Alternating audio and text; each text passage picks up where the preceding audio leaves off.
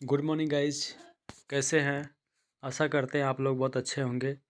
चलिए, यह कहानी है राजा और चोर की कहानी।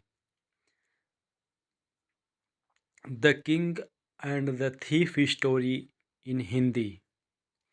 धौलपुर गांव में एक चालाक चोर रहता था। वह इतनी सफाई से चोरी करता था कि किसी की पकड़ में नहीं आता था। लोगों का मानना था कि वो किसी की आंख से काजल चोरी कर लेगा तो भी किसी को भनक नहीं लगेगी।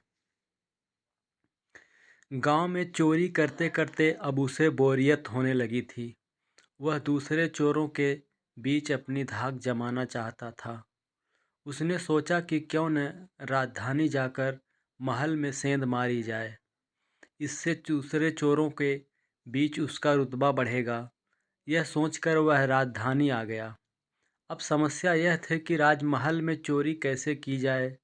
वहाँ सुरक्षा में पहरेदार 24 घंटे तैनात रहते थे।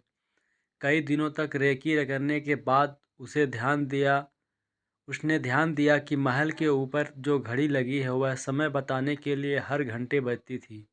चोर के दिमाग में एक विचार आया। चोर रात में कुछ लोहे की कीलें और हथौड़ी लेकर राजमहल पहुंचा और जैसे ही घंटी बजती वह दीवार पर एक कील ठोंक देता। इससे घंटी की आवाज़ में हथौड़े की आवाज़ जब दब जाती और किसी को पता भी नहीं चलता था। इस तरह उसने 12 कीलें ठोंक दी। उन कीलों के सहारे वह महल में दाखिल हो गया और हीरे जवाहरात चोरी करके रफू चक्कर हो गया। अगले दिन जब राजा को चोरी का पता चला तो उसे यह जानकर बड़ी हैरानी हुई कि इतनी सुरक्षा के बावजूद भी कैसे कोई राजमहल से चोरी करने में कामयाब हो सकता है। राजा ने नगर में सिपाहियों की संख्या बढ़ाने का आदेश दिया और कहा कि कोई भी व्यक्ति रात में घूमता नजर आए तो चोर समझकर गिरफ्तार कर लिया जाए। दरबार में ऐलान के वक्त चोर भी वेश बदल कर मौजूद था। उसने चालाकी से पता लगा लिया कि कौन कौन से सिपाही इस काम के लिए चुने गए हैं। उसने उन सिपाहियों के घर का पता लगाया और साधु का भेष धारण करके उनके घर पहुंच गया। वहां उसने पाया कि सभी सिपाहियों की पत्नियां चाहती थीं कि उनका ही पति चोर को पकड़े। इस बात का फ़ायदा उठाए हुए उसने सभी की पत्नियों को कहा कि पूरी रात तुम्हारे पति चोर की तलाश में बाहर रहेंगे। इस बीच चोर तुम्हारे पति का वेश धारण कर घर में घुसने की कोशिश करेगा। भले ही वह तुम्हारे पति की आवाज़ निकाले, लेकिन तुम उसे अंदर मत आने देना और गर्म कोयला फेंकना। इससे चोर घायल हो जाएगा और पकड़ा जाएगा। पत्नियों ने हामी भर दी। वहीं सिपाही पूरी रात करते रहे और चोर की तलाश करते रहे। सुबह के 4 बज गए थे। सभी सिपाही चोर को ढूंढते ढूंढते थक गए। सारे सिपाहियों ने सोचा कि अब घर चलकर थोड़ा आराम कर लेते हैं। जब वे घर पर पहुंचे और दरवाज़ा खटखटाया तो पत्नियों को शक हुआ। उन्होंने सोचा कि साधु की बात सच हो गई। जरूर ये चोर जो भेष बदल कर आया है वे जलता हुआ कोयला अपने पतियों पर फेंकने लगे। इससे सारे सिपाही घायल हो गए। उन्हें अस्पताल में भर्ती कराना पड़ा। दूसरे दिन राजा को जब सारी बात पता चली तो वह चिंतित हो गया। उसने फौरन कोतवाल को आदेश दिया कि जितनी जल्दी हो सके उस चोर को पकड़ कर हाजिर किया जाए। कोतवाल ने शहर में पहरा देना शुरू कर दिया। इस दौरान कोतवाल को एक युवक आता दिखाई दिया। कोतवाल ने उस लड़के से पूछा, कौन हो तुम? युवक ने कहा, मैं चोर हूँ। कोतवाल को यकीन नहीं हुआ। भला इस तरह कोई खुद को चोर कैसे बता सकता है? उसे लगा युवक मजाक कर रहा। कोतवाल ने आगे कहा, अगर तुम चोर हो तो चलो, जेल में बंद करने का आदेश मिला है। वह युवक चोर तैयार हो गया।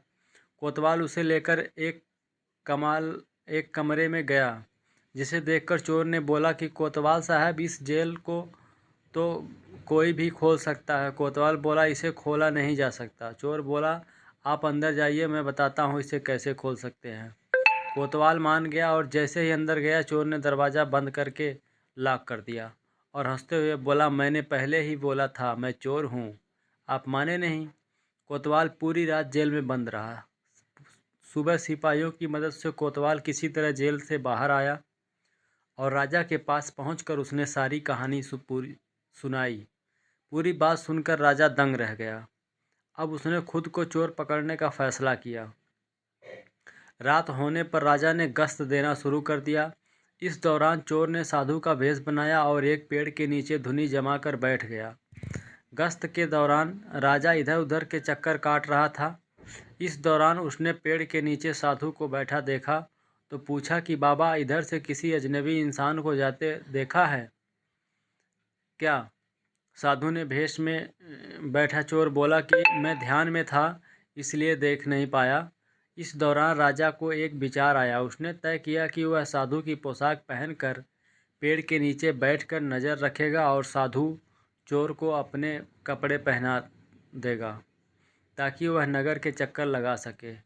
पहले तो चोर इस बात पर राज़ी नहीं हुआ, लेकिन काफ़ी चर्चा के बाद वह राजा के कपड़े पहनने के लिए राज़ी हो गया। राजा साधु के भेष में पेड़ के नीचे बैठ गया। इस दौरान चोर ने राजा के कपड़े पहने घोड़े पर बैठा और महल जाकर आराम से सो गया। जब पूरी रात गुजर गई, सुबह के 4 बजे के करीब राजा को लगा कि साधु तो अब तक लौट नहीं और न ही कोई अजनबी इस रास्ते से गुजरा, तो उसने महल लौट जाने का फैसला किया।